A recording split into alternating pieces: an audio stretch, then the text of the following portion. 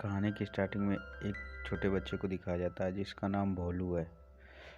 वो अपनी क्लास की 2 लड़कियों को प्रपोज कर देता है। इस मिसबिहेव के कारण ये दोनों लड़कियां अपने प्रिंसिपल मैम से शिकायत कर देती हैं। प्रिंसिपल मैम भोलू के पिता को प्रिंसिपल ऑफिस बुलाते हैं। प्रिंसिपल ऑफिस में भोलू के पिता भी आते हैं और उन लड़कियों के माता पिता भी रहते हैं। भोलू और भोलू के पिताजी को काफ़ी डांट मिलती है और वो लोग वहाँ से चले जाते हैं।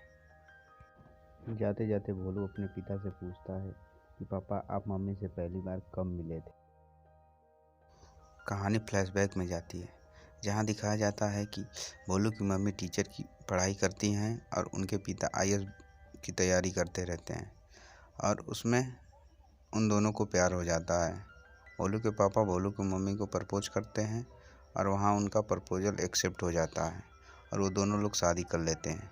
पैसे की तंगी होने के कारण उनके पास मकान नहीं रहती और वो अपने दोस्त के मकान में रहने लगते हैं और वहीं से अपनी पढ़ाई जारी रखते हैं। कहानी प्रेजेंट टाइम में आ जाती है, जहाँ एक वकील और भोलू के मम्मी पापा दिखाए जाते हैं।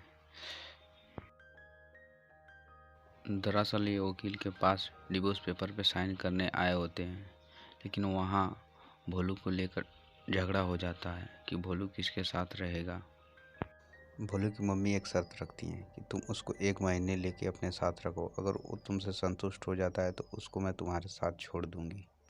दरअसल ये झगड़ा इस कारण से होता है कि भोलू के पिता अभी तक बेरोजगार होते हैं और उनकी मम्मी को जॉब लग गया होता है।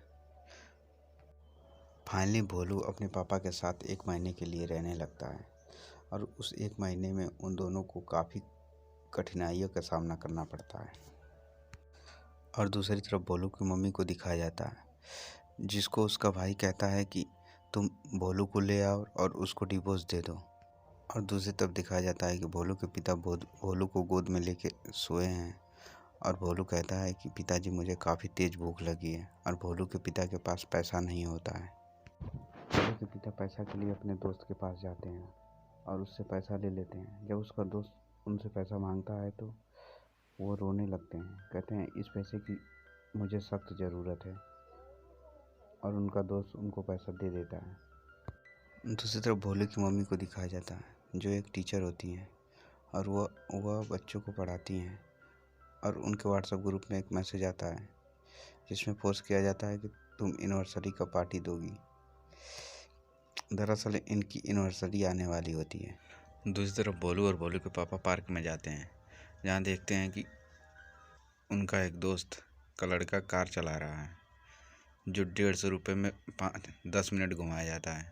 तो उनका दोस्त कहता है कि तुम भी भोलू को घुमा दो। भोलू के पिता पॉकेट में हाथ डाल ही रहे होते हैं और भोलू समझ जाता है कि पापा के पास तो पैसा नहीं है और तुरंत कहता है, मैं कोई छोटा बच्चा थोड़ी हूँ कि गाड़ी चलाऊँगा, चलिए यहाँ से। और वो लोग वहाँ से चले जाते हैं। और दूसरी तरफ दिखाया जाता है कि आज उनका एनिवर्सरी डे है और काफ़ी गेस्ट आए हुए होते हैं, जिसमें भोलू के पापा और उनके दोस्त और भोलू सभी लोग आए होते हैं। तब तक भोलू को मामा भोलू के पिताजी को बेरोजगार कह के चिढ़ाते हैं और भोलू के पिताजी को गुस्सा आ जाता है और वहाँ पे हो ये लड़ाई। तो वहीं पे भोलू के पापा कहते हैं, देर से आएंगे लेकिन चर्चे करा के जाएंगे। तुम लोगों ने मेरा परिवार बर्बाद कर दिया है, तुम लोगों ने मेरे दुख में शामिल नहीं हुए हो तो कोई हक नहीं है कि तुम लोग मेरे सुख में शामिल हो। और एक बात कान खोल के सुन लो कि समय का पहिया बहुत बलवान होता है और मेरा समय कहता है कि तुम्हारा समय नहीं, तुम्हारा दौर आएगा। और एक कह के भोलू के पिताजी वहाँ से चले जाते हैं। तभी नीरज का दोस्त भोलू की मम्मी को समझाता है कि नीरज का आईएएस में सिलेक्शन हो गया है, वो ट्रेनिंग में जाने वाला है और वो एक अच्छा बाप बनकर जाना चाहता है, इसलिए वो किसी को बताया नहीं है। जब नीरज अपने घर आकर सोया होता है तो उसके कान में एक आवाज़ जाती है और वो अपने किचन में देखता है तो उसकी पत्नी और उसके बच्चे वहाँ पे आ गए होते हैं। सब परिवार मिल जाते हैं और एक साथ रहने लगते हैं और वह खुशी खुशी ट्रेनिंग में जाता है। उसी बीच में भोलू का बर्थडे आ जाता है और उसके पिताजी वहीं से उसको गिफ्ट भेजते हैं। गिफ्ट देखकर गोलू काफ़ी खुश होता है क्योंकि उसमें कार होती है जो कि उसके पिताजी पैसे की वजह से उसे नहीं दिला पाए होते हैं। कहानी यहीं पे ख़त्म होती है।